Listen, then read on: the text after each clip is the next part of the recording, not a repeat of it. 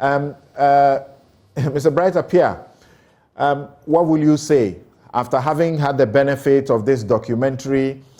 From where I sit, it looks like an organization with a good heart that's been doing a lot of good work. We have celebrated them over the years, but it's a human institution, and they have a little difficulty in admitting that something went wrong.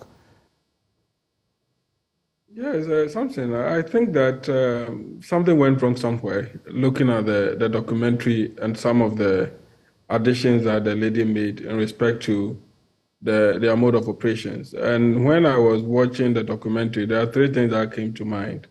The first is that whether or not they followed the due process in the work that they did, and whether also they observed that professional standard. Because once you are registered in that sector, then it's expected that your conduct would also be in such a way that will protect the right of children and even the adult.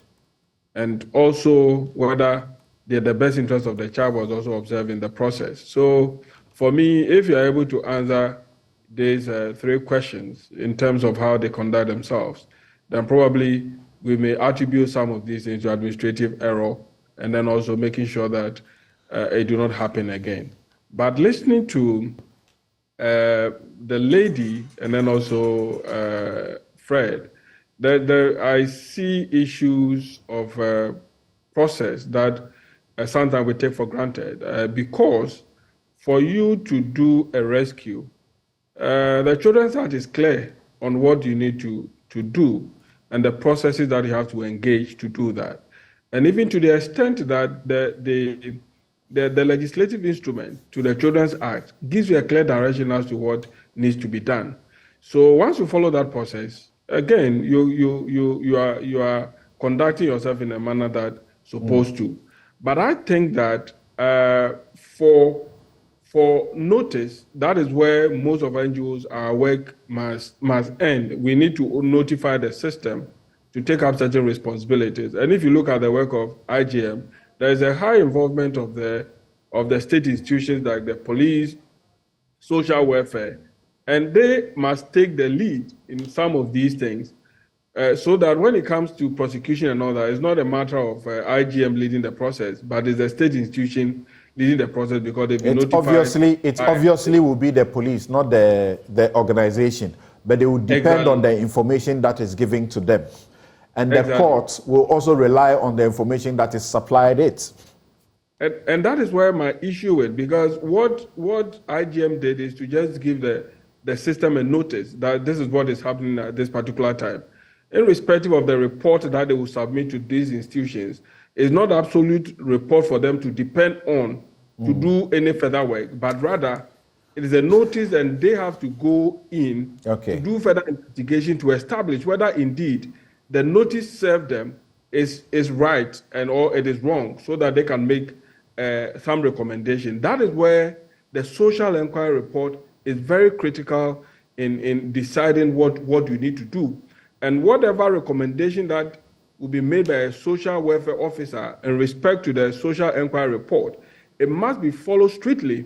But in most cases, most of the social inquiry report comes after a lot of things has happened to the family. There's a raid, there's all kinds of things. The police has also, you know how the police does their work and all that. So sometimes there's some kind of breach of that process.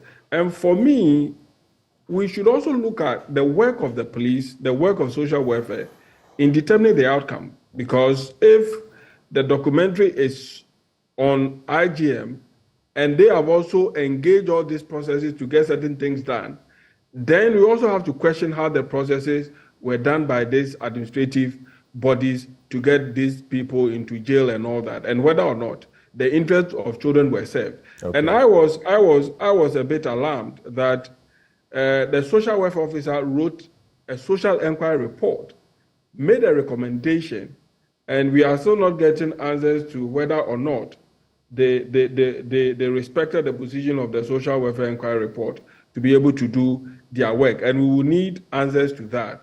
And for the other thing has to do with the professional conduct.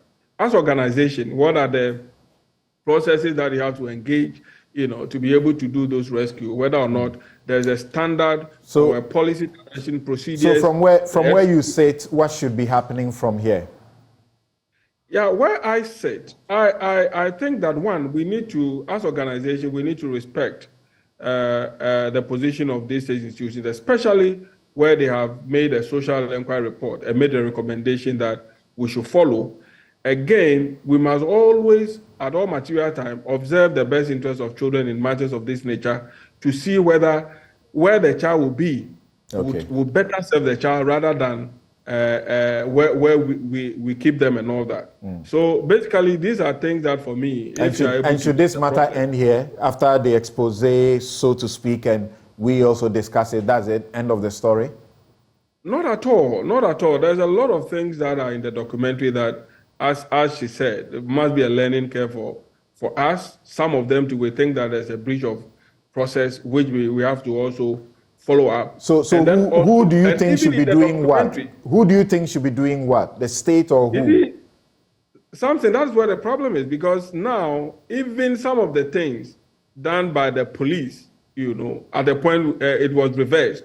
So there's a whole lot of things that we have to do within that supply chain so that we can get the kind of results that we want at the end of the day. Because a case of that nature cannot go to court for the person to be prosecuted, sent to jail, and later find out that something went wrong. So sometimes the bench must get out of their seat to go into the community to do some analysis. The police must also get out of their seat to do proper investigation. Social welfare must also get out of their seat to do proper investigation before some of these outcomes are determined. Thank you very much, Bright Appiah. Even one thing, even in the documentary, I think that something also went wrong because a child face was shown throughout the documentary. And for me, I think that if BBC can do something about it, they should do that. Because yes, the 11-year-old child, I made that observation as well. Okay, thank you very much, Bright Appiah of the Child Rights International.